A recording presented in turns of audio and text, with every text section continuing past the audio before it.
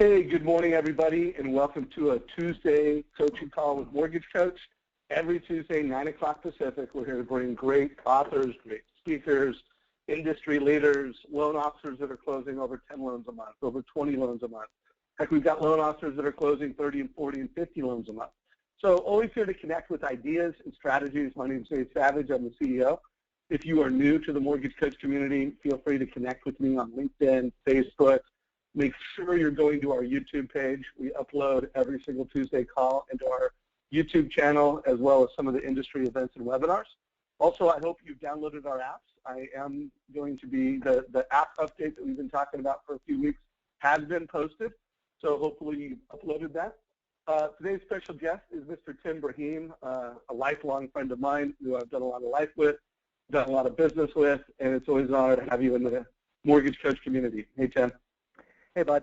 It's really nice to be back. It's been a while, and I'm super excited. And congratulations, man, on just it's really cool to see the growth from an outside perspective as to how much you're really improving the quality of the Mortgage Coach. I mean, my clients are constantly giving me updates on how it's improved, and I'm a little jealous that it didn't have all the bells and whistles that it has now when I was using it. Yeah, both of us, brother. I would have loved to have had Mortgage Coach as it is today.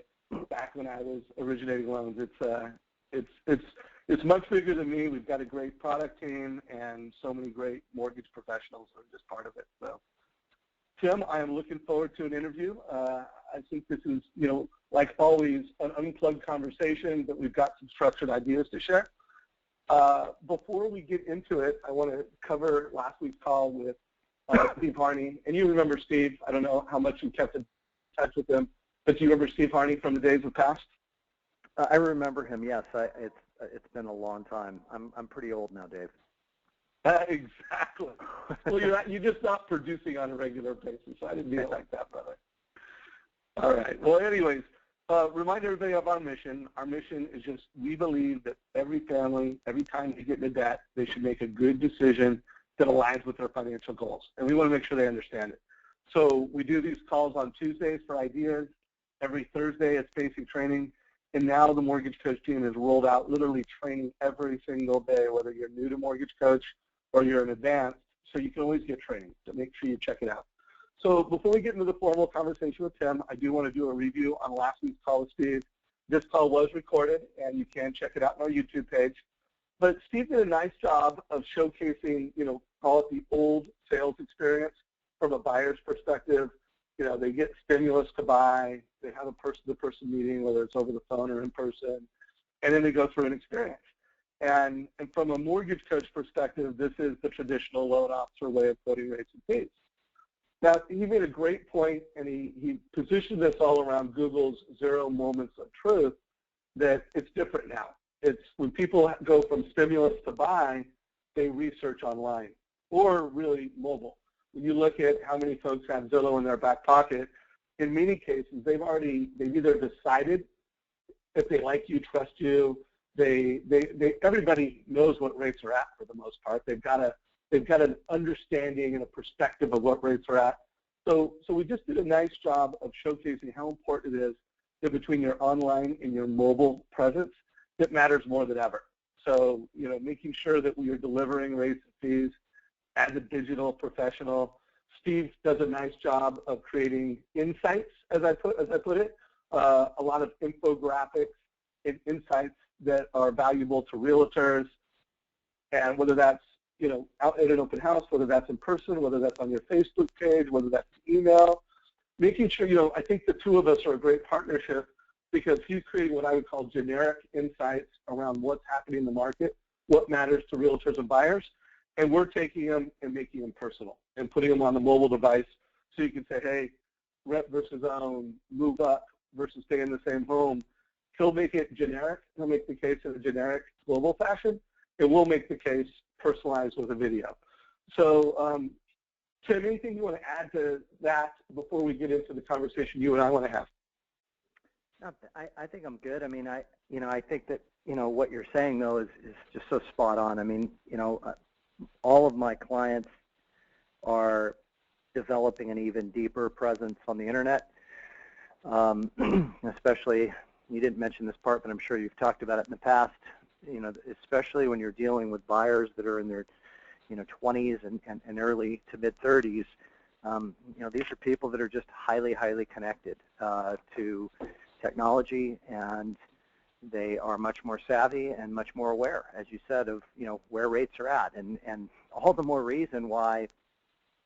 I mean, that's where your product's just so brilliant, because it's like it's always been the same that if you get sucked into the commodity trap and you're compared to someone else based upon the interest rate, you're going to run a very substantial risk of losing, or even if you win, you're not going to fare very well in the process. But if you can create some separation at point of sale by becoming that trusted financial advisor that specializes in debt management, that's what separates the men from the boys, so to speak.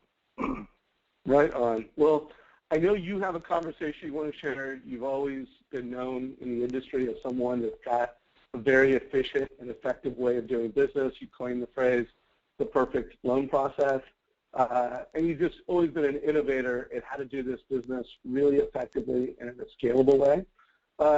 So let's get into that conversation. There are some folks on the call that this may be the first time they're hearing from Tim Braheem. I doubt that there's very many of those folks. So why don't you just give a quick perspective on what you're doing right now, and then let's get into this conversation around how to improve efficiency and effectiveness. Yeah, thank you. Thanks for having me. It's interesting because one of the great things about being a coach is that you learn. And sometimes there's times where I get off a coaching call with a client and I'm wondering if I should be paying them. I mean, I learned so much in the process of my job. And over the course of the last 5 or 6 years that I've been a coach in a formal setting, I mean, I think I've always been, especially back in the Loan Toolbox days, I was kind of a coach to the masses, whereas now I'm a coach to a very finite group of people in an extremely intimate way. I've had an opportunity to really watch my clients go through their day and understand what it is that they're doing and understand the similarities that I see and how I ran my day and how my team ran its day versus the disconnects in those that are struggling. And right now, more so than ever, efficiency and productivity is paramount. We always, and you've probably heard me say this before, I said this in a previous call that I did with you guys probably over a year ago, it's like it's interesting, Dave, when people fill out an application to be coached by our company, always the number one category they want help in is time management. And when we look at what time management really is, because, at the same, you and I have the same amount of hours every day. We have 24. So time management is really task and priority management. And to go deeper, it's getting really clear on what your hell yeses and your hell nos are in your day, both in business and in personal life. And to take it a step further, I'll make it really simple. If it's not a hell yes, it's a hell no. And the reality of it is that when you look at the day of the typical originator and typical support staff, we just did a 3-day team productivity and customer service workshop where we recreated the entire perfect loan process, re-updated it to today's market. We had 29 transaction coordinators and processors of the teams, if you will, of the clients that we coached that came to Southern California. We had this really awesome 3-day workshop, and we got to really dig in deep on what is getting in the way of efficiency for a processor, for a transaction coordinator, for a loan originator. And in today's market, it's like most of you, I would imagine, are feeling this experience of just not having enough time, and time is viewed from a place of scarcity rather than abundance. And it's that view, and how many times do we say all day, oh my God, if I only had more time. Oh geez, I'm sorry, I can't, I don't have enough time. If I only had a little bit more time, or if I had more hours on my day, I mean, we're constantly repeating this little mantra to ourselves that is scarcity-based as it relates to the subject matter of time. But when we dig deeper and we really look at how we're choosing to spend our time, that's where we start to find the gold, and we start to get to really see where the breakdown is in the process. So what I want to do, Dave, is I want to dive deep into this subject matter today. And my promise to all of you listening is in the second half of this call, I'm going to give you some very tactical and practical time efficiency and productivity tips that you can immediately start implementing. And I am certain you will find significant success, at least my clients have. And boy, I'll tell you, to free up an extra hour every day and to then be able to choose what you do with that hour, to maybe go work out or get home an hour earlier or go get a couple more loans if that's what your choice is. It's pretty liberating. So in order for us to dive into this, we have to look a little bit broader first and philosophically into the subject matter of time and what time management really is and what gets in our way of managing our time. And what happens is that we get sucked into hell knows. We say yes to things that we should be saying no to. When you analyze and assess in detail the day of the average loan originator, it's cluttered with saying yes to things that you should be saying no to. And when my partner Julie and I, as coaches, really work with our clients and going deeper into why are you saying yes to this, there's usually one thing, Dave, and I'm going to ask you to take a stab at it. This is obviously not pre-rehearsed, so we'll see, if you can hit it. But there's usually one thing that causes us as human beings to say yes to something we should be saying no to, or as I like to refer to it also as the chaser of the shiny object. And what I mean by that is, like, I'm focused on something, or my intention is to be focused on something, and then something else hits my dashboard, falls into my consciousness, and I stop doing what I'm doing and I run over to that thing. And I'm sure that a lot of you can relate to this, where you're never really bringing things through to completion as intended, and you're kind of bouncing around and toggling between 3 or 4 things and distracted by the shiny object. So if you could pick one word that you think causes that to occur, that lack of focus or the saying yes to something that we should be saying no to, Dave, what would you take a stab at? Well, you put the pressure on. I don't know if it's 2 words. I'm going to do 2 words, but lack of clarity would be, my 2 words. Lack of clarity is certainly a component of it, because it's what's causing one to say yes to something that's a no. And I'm totally with you, and I totally agree with you that sometimes people are just unaware of what they're choosing into and why they're even choosing into it in the first place. So you're definitely not in the wrong zip code with that, but it's a word that starts with the letter F, and it's one word. Focus? Fear. Fear is what typically causes us to say yes to things that we should be saying no to. It's most definitely almost always what causes us to chase the shiny object. I'll give you an example of fear. I'm supposed to be calling on leads right now. I've got a bunch of people in my database that I can be rewriting, or at least should be talking to about, doing an annual mortgage planning review and doing a mortgage coach analysis for them, so they can see that maybe to take some money out of their home and invest it into a tax-free municipal bond and earn the arbitrage. I mean, there's all kinds of different sells right now that are very valid and very prudent. And I know I should be doing that, and then I'm sitting there and I'm hopefully dialing for dollars, and I'm sure that everybody on this call can relate to this, that little storyteller that exists inside of all of our minds kicks in, and we go, I wonder if that appraisal review came through. Or I wonder if we got that loan funded today. Or I wonder if that realtor called and we're going to have a coffee appointment, or whatever the case may be. And boom, the next thing you know, we're off task. We're chasing the shiny object, and it's all driven by fear.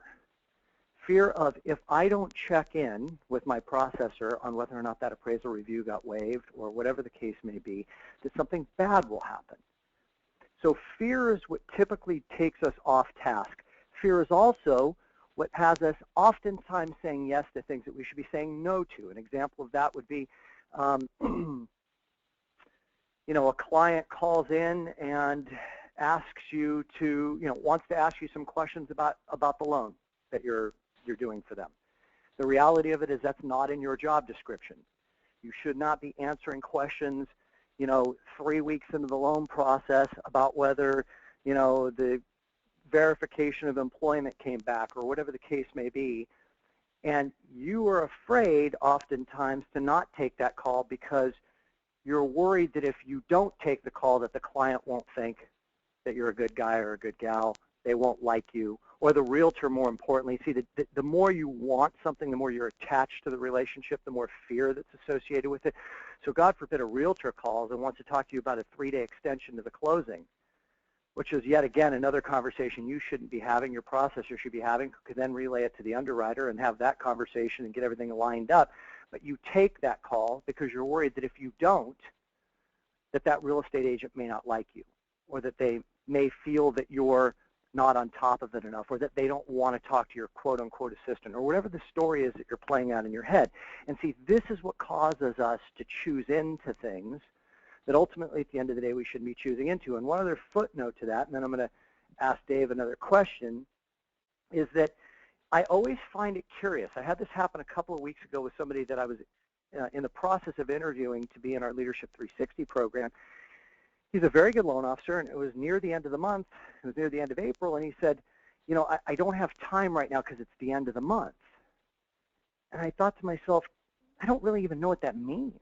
I mean, if you're a loan officer and it's the end of the month, that shouldn't have any impact on you whatsoever, unless, of course, you're processing your loans, in which case we have a bigger problem that we need to discuss. I mean, the end of the month is certainly crunch time for a loan processor, certainly crunch time for underwriters and funders and doc drawers. But the 12th of the month or the 28th of the month for a good loan officer who is staying within his or her job description, talking to people who need to borrow money or people can refer them to people that need to borrow money, and doing nothing else, is in no way influenced or impacted by what day of the month it is. And I can remember the days, I mean, like it was yesterday, where it didn't matter to me as an originator whether it was the end of the month or the beginning of the month. But this goes to the deeper issue. If it's crunch time for you on the 28th of the month, then slow that down and ask yourself the question, what am I saying yes to here? What am I involving myself in choosing how to use my time and where I place my time that is probably not a hell yes? So the first process is to get really clear on what your hell yeses and your hell nos are, and to really see how these interruptions, these stop-starts, these infiltrations of our day create massive problems for us in our productivity and efficiency, and have us working way more hours than we should be because we're working on things that we shouldn't be working on. So Dave, you live in Portland. So I have a question. How long would it take if you jumped on the freeway, no traffic, and drove straight to Seattle? 2.5 hours. 3.5? 2.5. 2.5. What if I told you that I want you to get off at every single exit the entire way from Portland to Seattle, and as you get off, you come down the off-ramp, you stop at the stop sign, and then you can go straight back up onto the on-ramp and re-accelerate and get yourself back up to 70 miles an hour and get back on the highway. But you've got to get off at every single exit between Portland and Seattle. How long would it take? Great metaphor. I have no idea, but it would be a long time. And it would it'd probably take you at least 10 hours, right? Yeah, right. Okay, so this is what's happening in the day of many of the people on this call, and if we're not careful, it happens in our day too, is that we are constantly getting off the freeway, having to slow down, stop, re-accelerate, and try to get ourselves back up to the speed that we were at before we stopped the process. Now look at this in the case of a loan processor. Boy, do I feel for them and the job that they have to do and how much this happens to them. You're in the middle of submitting a loan. You're working up a 1008. You're reviewing all the documentation. You're trying to make sure that everything's in the file. And then, boom, you get interrupted. And then you get interrupted again. And you get interrupted again. And here's a statistic that many people don't know that's really important. Whenever you get interrupted or taken off task of something that you were focused on for 5 minutes or more, so if you're interrupted, you take somebody else's phone call, you're on that call for 5 minutes, it will take you 13 minutes on average to get yourself back to the place that you were at before you were interrupted. 13 minutes statistically. That's because we have a reacceleration factor that's not being considered. You have to find your place back in that file. You have to reorientate yourself with what you were doing. It's metaphorically the same as I have to get back on the freeway. I have to hit the gas pedal. I've got to bring myself back up to the speed that I was already at when I was cruising at 70, and I had to slow down and stop. Now, the greatest infiltrator of a loan processor's life is, who do you think, Dave? The loan officer. That's right. And why is the loan officer often infiltrating and causing their processor to get off the freeway? Either their client, the realtors. One word that starts with F, Dave. It starts. Fear. I'm slow, you know. Always worrying about whether or not this got done. Did you make that phone call? Did we hear from this person? I mean, how many times a day does that happen for the average loan originator? And they're constantly causing their team to get off the freeway. Now, I'm going to give you another metaphor as we start to bring this all together. In Stephen Covey's amazing book, The 7 Habits of Highly Effective People, he talks about this example where you walk out onto a stage and you put a big fishbowl on the desk, and you have 3 boxes. And in one box is rocks, another box is pebbles, and then the third box is sand. And first you pour the sand into the fishbowl, and then you pour the pebbles into the fishbowl, and then you start to pour the rocks into the fishbowl, but they don't all fit.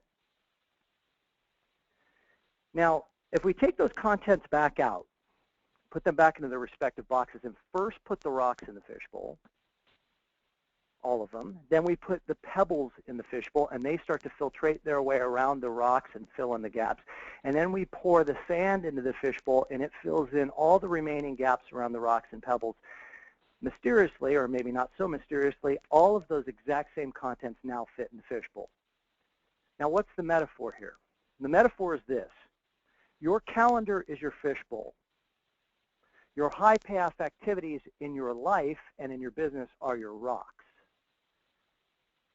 All that other stuff is pebbles and sand. And I'm sure that many of you have had the experience of going through your day where you had the best intentions when the day started, and when the day ended, you were frustrated because you didn't get to the rocks or all of the rocks that you had intended to get to. And I'm sure that if I asked for a show of hands, we'd probably get 100% participation on that one. So we have to start questioning, what are our rocks in our life? And we need to start having agreements with ourselves to put those rocks in our fishbowl first.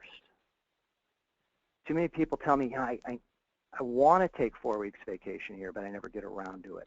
Burn it in. Make those appointments at the beginning of the year. I used to do this religiously, where I would say at the beginning of the year, okay, what vacations, honey, do you want to take? And we would book them. We'd book them in our calendar. We'd pay for them. They were unmovable. First the rocks go in. Then we work in time for the pebbles and the sand. Most of us are doing it in the opposite order. So what are some examples of rock time? Well, for a loan originator, rock time on a pure business level is calling on leads, calling referral partners that you're currently working with, cross-selling referral partners that are involved in a transaction. You notice that everything that I've said so far is to talking to people who need to borrow money or people that can refer you to people that need to borrow money. Working up financial spreadsheets with the Mortgage Coach software to hopefully get people to say yes to us. That's another rock that we need to be building into our calendar. Meeting with our team. We're going to get into some very specific tips at the second half of the call about team meetings and how to do them efficiently and the importance of them to prevent this dynamic of having to get off the freeway so many times. But those are essentially, in my opinion, calling past client database and doing my annual mortgage planning reviews and checking in with people at least once a year, hopefully twice a year, to see how they're doing, if they have any new needs in their life. I mean, if you spent even 10 hours a week, 15 hours a week just on those things, where would your production be? it would be significantly higher. And here's proof of it. One of the things that I ask my clients for is a commitment for 1 month to build in 1 hour of rock time every morning for me. And that rock time is to call on leads, past client database, any existing purchase transactions you have right now, or purchase leads you have right now. And I usually ask for it from 9 a.m. to 10 a.m., Dave, because I want it to be early in the morning when they're fresh. You know, the mind is tricky. Fear is a very powerful force. If we try to do it late in the day, fear is going to be stronger because you're going to be worried about, well, I gotta make sure that I get everything done by the end of the day. I got to make sure I return my phone calls by the end of the day. So if that little red light's blinking on your voicemail on your desktop phone, or if you're hearing the bell in Outlook going off and you're getting an email in, or you're hearing your cell phone buzz, you're going to be very easily seduced into chasing that shiny object. You're going to migrate over to that because you don't know what that call is about or what that email is about, and you're going to be worried that it may be something important. So I ask for it at 9 a.m., 9:30 at the latest, and I only want 1 hour. And the reason I only want 1 hour is because anything more than that, fear takes over. See, the thing is, if I ask you from 9 to 10 to give me uninterrupted, completely focused rock time on calling on leads, if you do hear the bell in Outlook go off, or you do have that thought pop in your head, I wonder if that loan's going to fund today, and it's 9:17, you can soothe and pacify your fear-based thought process by saying, you know what, I'm cool. At 10 o'clock, I have wide open space. I can go play in the sand and in the pebbles all I want. But what I want is 1 hour, 5 hours a week, 1 hour a day. And it was amazing, the results, by just this one simple request. I had one client, Doug, who opened up 9 loans in a week. The guy was averaging roughly 10 fundings a month. I had another client, Mike, who opened up 7 loans in the first week that he was doing this, and then 5 the next. And he's about a 12 loan a month guy. So I mean, you could do the math on that, realize we're talking about doubling production just by having this 1 hour of focused time. And then what you want to do is behind it, you want to give yourself a good amount of sand time.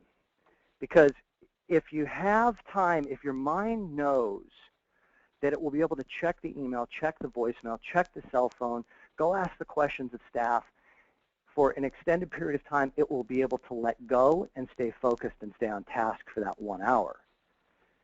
And that 1 hour consistently, every day, if you give me 20 days in the next 30, you know, Monday through Friday, 1 hour, I promise everybody listening to this call, your production is going to go up. In fact, the biggest problem that started to happen for all my clients that started to do this was they had to put the brakes on it because they were out originating their staff and weren't able to get the loans funded quickly enough, which is a whole separate subject matter that we won't get into in this call. But you know, that is an issue of having better systems and a better team and more efficiency.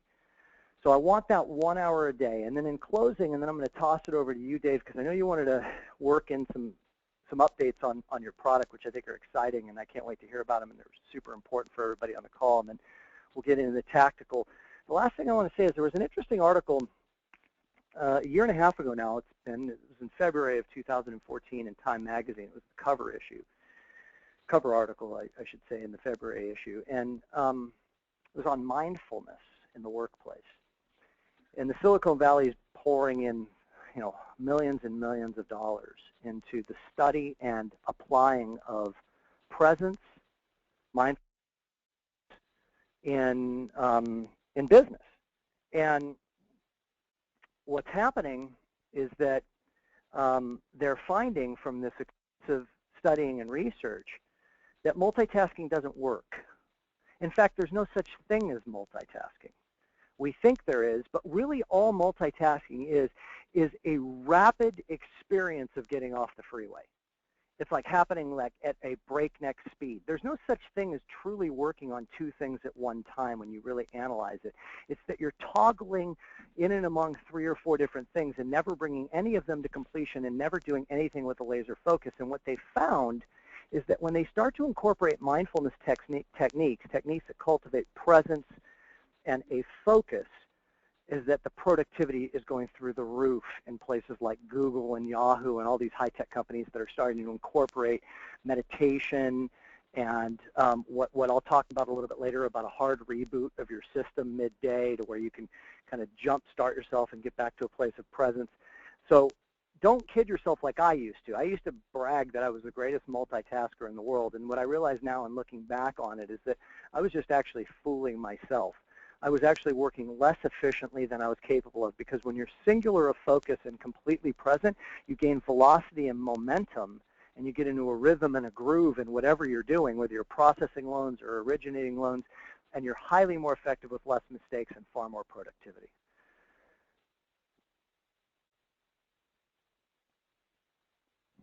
You still there, Dave?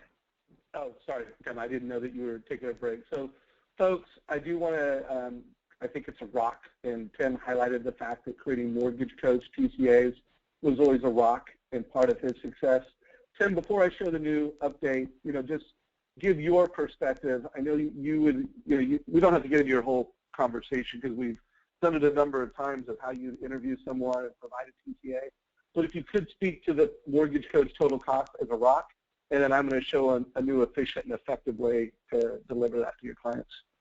Yeah, I'd love to, because I think that the way that I did it is still the way I would do it today for sure, which is that I always would carve out the last half hour of my day to do any type of mortgage coach analysis, whether it be a rent versus buy or equity repositioning or total cost.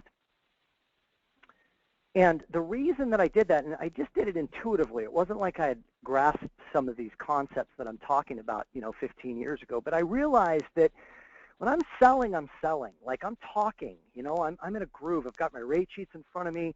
I'm collecting info. I'm evaluating whether this is a valid borrower. And that's a very different skill set, and it's an extremely different place to be mentally than looking at a spreadsheet and breaking down the numbers and comparing and contrasting and thinking through, how do I want to present this?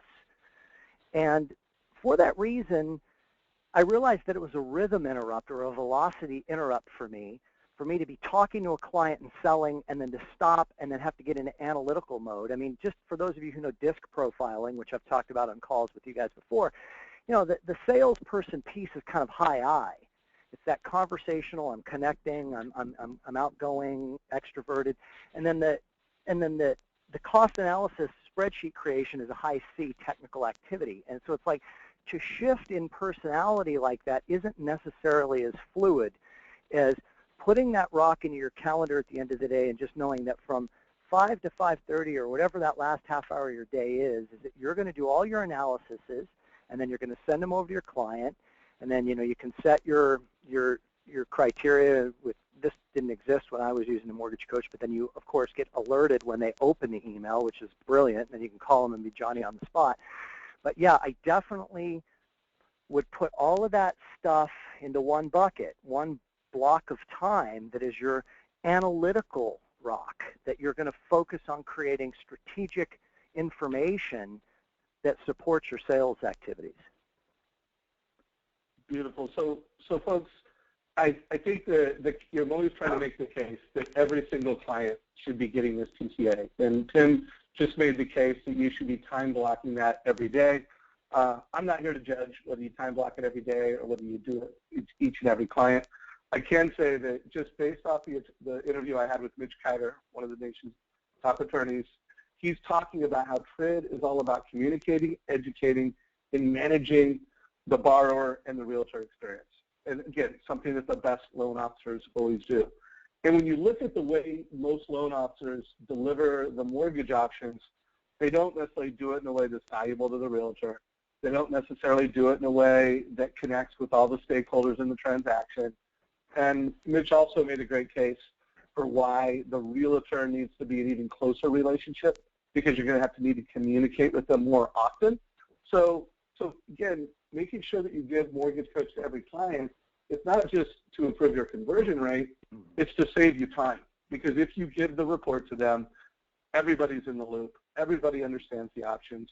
And again, it's never been easier now with our integrations. This particular integration is with Optimal Blue, and it just shows how quick and simple. So by the way, if you're a loan officer on the call and the company you work for doesn't have an integration, just reach out to me, Dave at Mortgage Coach, and we'll see what we can do to help them. But it could be this easy, whether it's the LOS, whether it's the CRM. This is Optimal Blue, where we have an integration. The loan officer picks a few loans, clicks the Mortgage Coach button, and out comes the Mortgage Coach report. Now, of course, Tim, you didn't have the luxury of having it that easy to create a report, right? Correct. I had to do it the old-fashioned way, but even that was not that. I mean, like I could bang those out in 5 minutes. Literally, exactly. 5 minutes is all it would take. Exactly. So what I want to introduce today, we've already innovated in terms of our ability to integrate it into the report, but adding the video or the audio is huge. So if you upload your app, make sure that you've downloaded the most recent version. In the upper left-hand corner, you see that head. If you click on that, you're going to get a login. You put in your Edge login information, and now you'll have this control panel where you can, at the bottom it says performance, the top is partners, middle is clients. So if you click on the button that says performance, it's going to tell you how many mortgage coaches you've done this week, this month. So think of it as just, key performance indicator, KPI for a mortgage pro. How many times did you deliver an amazing experience to a family? So new ability to measure and gamify selling with Mortgage Coach. And then, of course, we're making it super easy to add a video or drive Edge Live. You click on the client information, and then you click video, and boom, you're delivering this. You're creating the video on your mobile device, Android or iOS, making it faster and easier. And again, you can also use Edge Live. So you see where it says live reporting there? If you click on that, you're actually driving a live experience. So if the client is, whether they're on a computer, whether they're on their mobile device, they're getting that same information, and you're able to walk them through their mortgage options in a more efficient way. So having as close of a personal connection with the client as you possibly can. So everybody wanted to make sure that you were aware of this. Again, make sure you upload the newest app. Just click on the guy there, log in, and I would love to get some emails and some feedback. Your first impressions as you use it. Just email me, Dave at Mortgage Coach, with any positive feedback as you play with this new feature today. So Tim, thanks for helping let me share that, and let's get back to some of your key concepts, and you're going to make some of what you've shared with us actionable. Let's get into that. Sure. Okay. Let's rock and roll, because we're running on the back side of this hour of time together. So the first one is the power of the voice for loan officers. One of the things that I've analyzed and realized is that loan originators are not great at documenting the conversation log on a file. And a clean baton pass, I'm going to reference a couple of previous interviews that I did as I go through this, so I don't have to go into the detail, and you can go back and watch them. But if you want to go back and watch the perfect loan process interview that I did with Dave, a year and a half or 2 years ago, I think it's really valid as it relates to this subject matter. You need to have clean baton passes. That baton pass is when your job ends and the next person on your team's job begins, whether that be your transaction coordinator or processor, depending upon how your team is structured. Well, part of the clean baton pass is to give and deliver clear communication to your team member. Okay, remember, the name of the game here is to be able to stay proactive and not have to react all the time.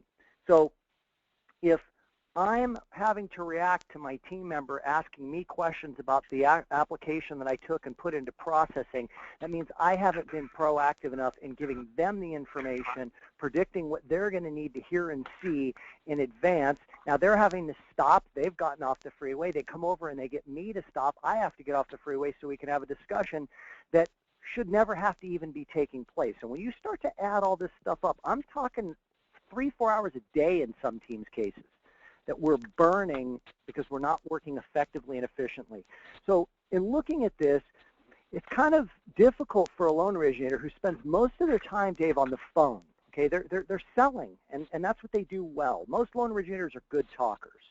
Okay, and now they got to stop what they're doing, and they've got to document and type up all the details in the conversation log. One of the things that I've been suggesting to my clients lately, and several have adopted it and really like it, is that as soon as you get off that phone conversation with the client, they said yes to you, they want to move forward, maybe you've taken their application if you're doing that in your system or you're giving it to somebody else to take. whenever you go to make that baton pass, consider taking out your cell phone, going to the voice memo icon on your cell phone, and sitting there, and while that conversation is fresh in your mind, giving your team member an audio update and recording it. Hey, it's Tim, this is on the Jones file, great people. Here's what we're doing. We'll put 20% down. One of the things that's a little bit tricky about this file is they have some non-reimbursed business expenses you want to take a look at. Make sure you're looking at the Schedule A, B on the tax returns. By the way, I'm going to get you a rental agreement on this, blah, blah, blah, blah, blah. And you can bang that out with a lot more detail in 3 minutes than you could write all of that.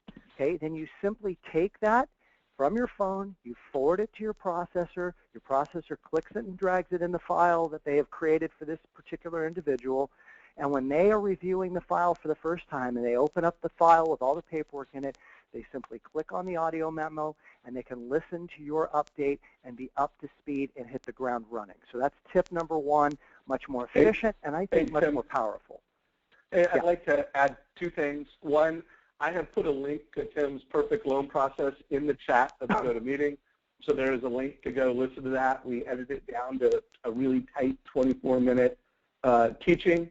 And then 2, when I interviewed Jeremy Forcier's processor, a loan officer that does 24 loans a month, and I asked her, what is your favorite tool? She actually shouted out, I love when Jeremy adds a video to the mortgage coach, because when he turns in the loan, I know exactly what he said to the client.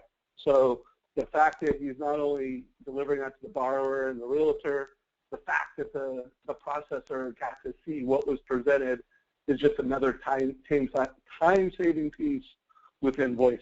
So good one, Tim. Wanted to add that to the party. I love it, and it validates exactly what my clients are experiencing as well. So we talked about knowing that, the hell yeses and the hell nos. The best thing for you to do, because that's a big subject matter, is to watch the interview, the last one I did with Dave, which was probably at least 9 months ago, on the Genius Zone grid. So the zone of incompetence, the zone of competence, the zone of excellence, and your Genius Zone, to really get a deeper understanding of what is a hell yes in your life, what is high ROI, high ROE, versus what is low ROI, low ROE. ROE is return on energy, and ROI is return on your investment of time. So watch that to go deeper on this second bullet point. The third thing is learn from the mover. And I'm always fascinated when I watch somebody move a person's home, because you can learn a lot by watching a mover, and it applies to our day, which is a mover never picks up that box or that piece of furniture more than twice. They pick it up to put it on the truck, and they pick it up to take it off the truck and put it exactly where it goes. You will never see a mover, or at least an effective mover, picking up a box, setting it on the curb, then going and getting something else, and then going back to it, because they want to work with optimum efficiency so they can be done with the job as quickly as possible. And we need to be thinking along that thread of thought as a loan originator and as team members. And this speaks to the subject matter of not having all of these decelerations and getting off the freeway. So it really validates what I was saying earlier about, like, if you carve out the 1 hour of time to just call on leads rather than trying to get to it throughout your day, one call here, one call there, you never give yourself an opportunity to have the type of momentum, and you're never operating with peak efficiency. The next one is maximizing the subject line. This is a cool little tip. If you're not already doing it, I think it's super important. Start getting into the habit with your team of using the subject line to identify what think of it as a headline to an article in the newspaper. So I would suggest that you have in your subject line always, if it's pertaining to a specific file, Jones file : W-2s. Jones file : update on rate lock. Jones file : appraisal review question.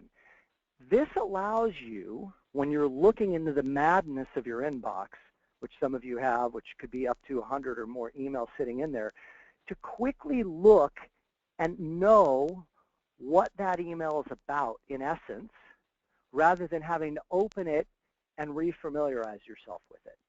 And I think that if you and your team start to adopt this policy, this internal policy of how you will send emails to each other, you will find that it will make you much more efficient as it relates to email management and the way that you're able to view things quickly and skim through without having to open up emails. I mean, think about how many times just during the day, now we're going to get granular, but how many times do you open an email? I mean, how many gray emails do you have in your inbox right now? Gray being defined as something you've already opened and you didn't do anything with it, so it's still sitting in there.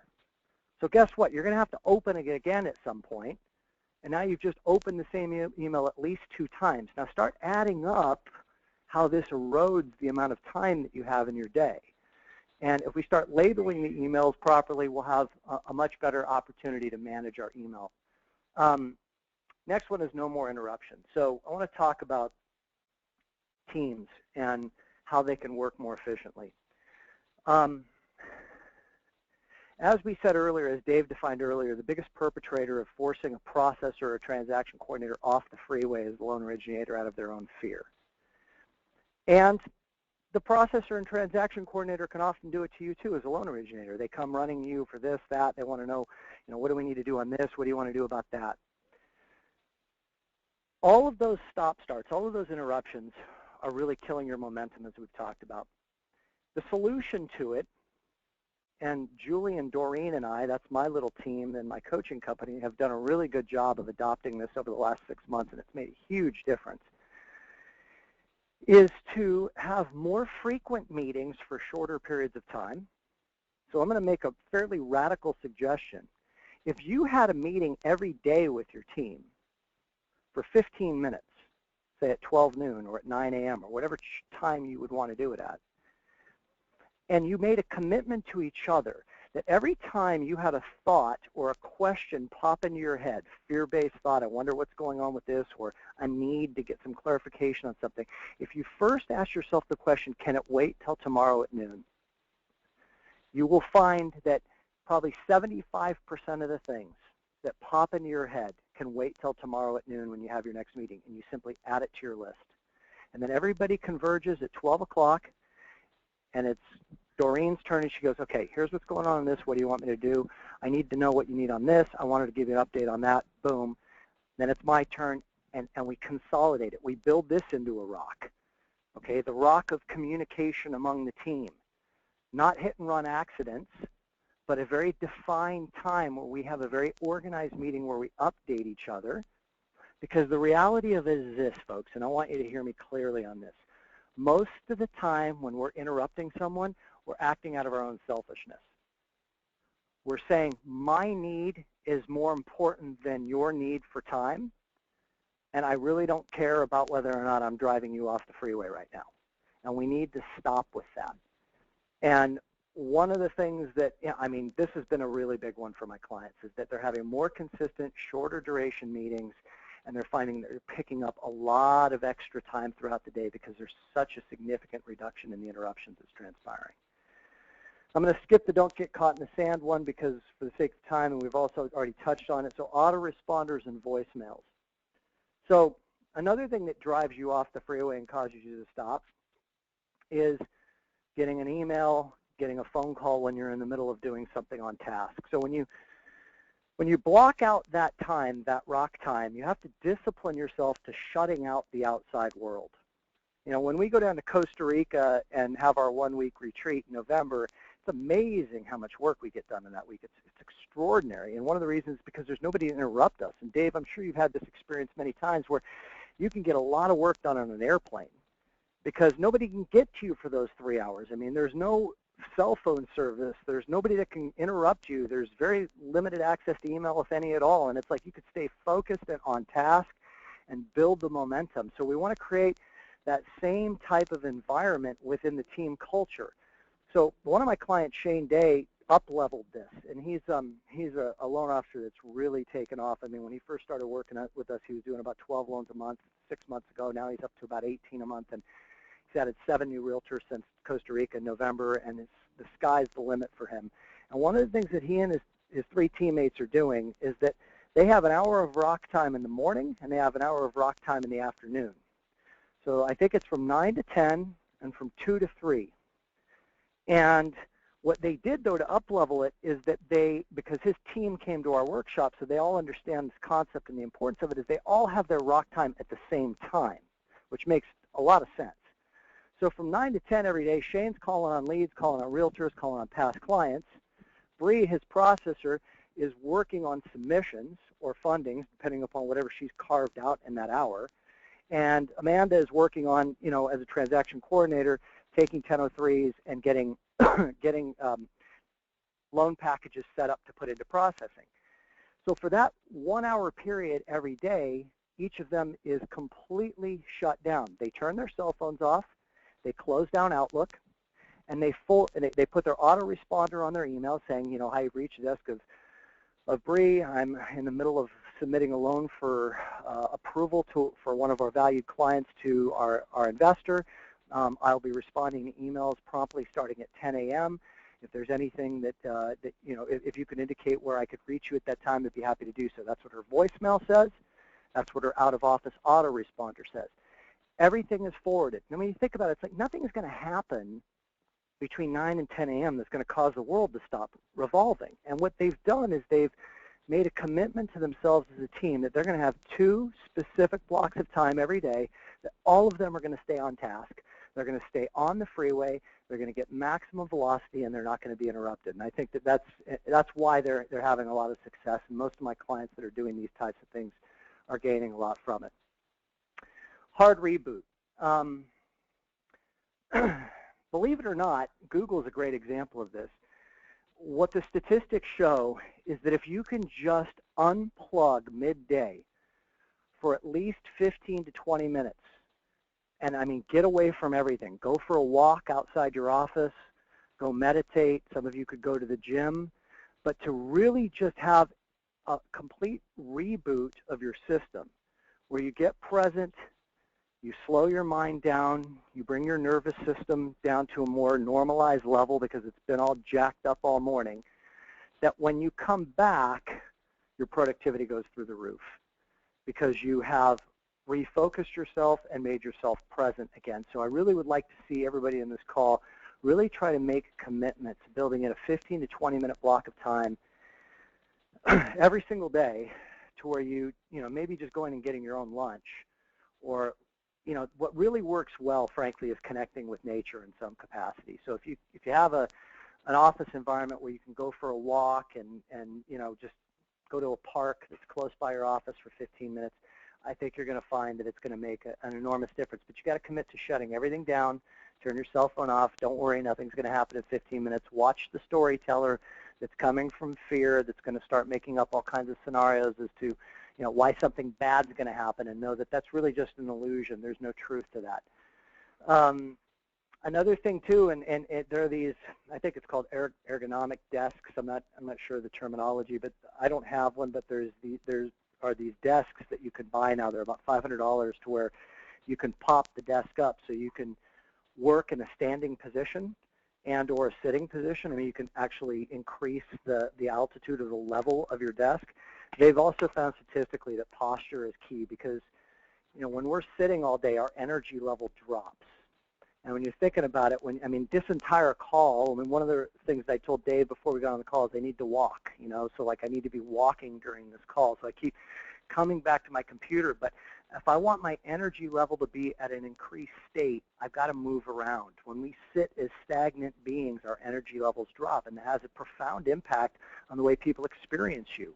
So if you're selling all day long in a somewhat low energy state, it's going to have an impact on your success. So consider looking into these types of desks that can, I think it's called VeriDesk is the name of it. And I have a couple of clients, Michael Shane and Jay Voorhees in particular, that are using them and really love them. I'm gonna go ahead for the sake, Dave, because I know that we're running a little bit at the end of our call here. I'm going to skip the last few bullet points. I want to just check in with you before I give them a little brief update on one last thing. Is there anything that you would want to add, and any questions that you have about any of the stuff that I've shared? Well, I have lots of questions, but let's give everybody an update. Let's see if we get to any. Again, Tim is part of the Mortgage Coach community, so whether we get all your questions answered now, if you do have questions for Tim, or things that you'd like us to cover in future calls together, please put those in the go-to-meeting question section. I will look at those, and who knows, we might get to one before we wrap up the call, but we'll add them to the list next time Tim is in the community. But why don't you give everybody an update on what's happening with your Leadership 360 program and all the programs and things that you're doing. Yeah, thank you, and I'll make it very, very brief. So the first thing I'll say is that if you go to the Performance Experts website, so www.performance-experts.com, go to our programs, go to Leadership 360. We have a new video up there that I'm really, really proud of. I think it does a far better job of explaining what Leadership 360 is because it's told from the eyes and mouths of our graduates. So we've had, 3.5 years now of experience in doing this, and there's a lot of success stories out there. But in a nutshell, I'll just say, first of all, we have 5 spots open for the November group. 4 are filled. We've already had 4 people apply that have been accepted.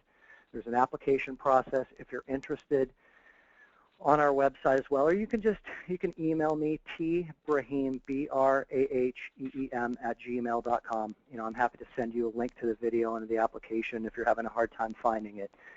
It's an application process. It's usually 2 to 3 different interviews between Julie and I. Julie's my partner, and she's an executive coach.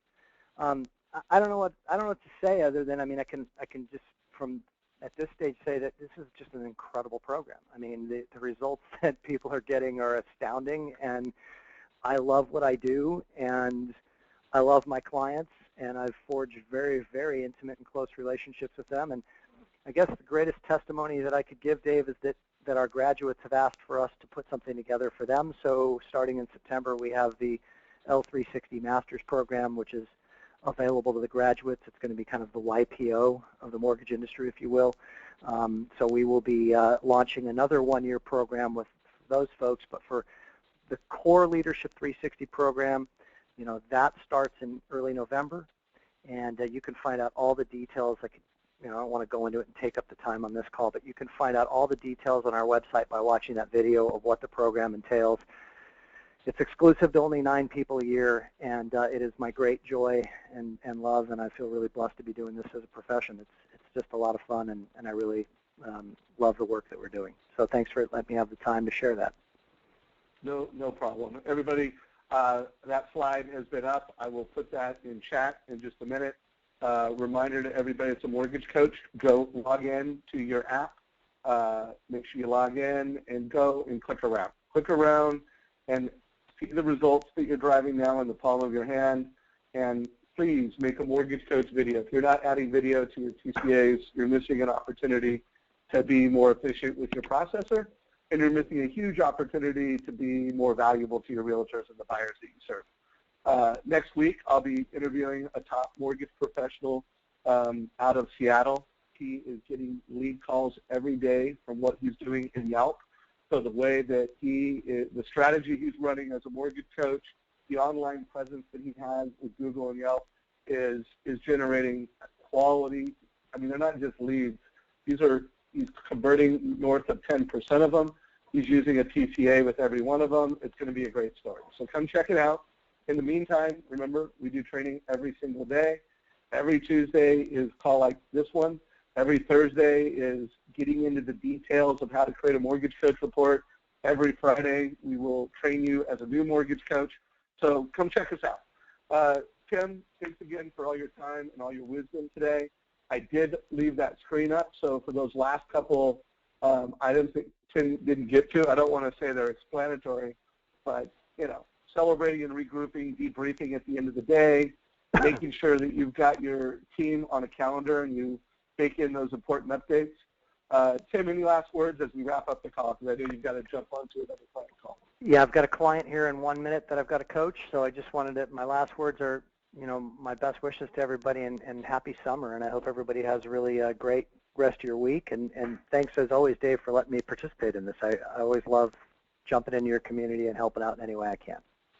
Right on. Well, hey, if you could, everybody, on the way out, let us know what you thought of today's call on a scale of good to wow. If you are a guest and you want to get a demo of Mortgage Coach and learn more about what we do, click that last option. I'd like to get a demo to learn more. Tim, we've got great reviews. Thanks for the time, brother. Have a great day, and I'm sure we'll talk soon. Take care, everybody.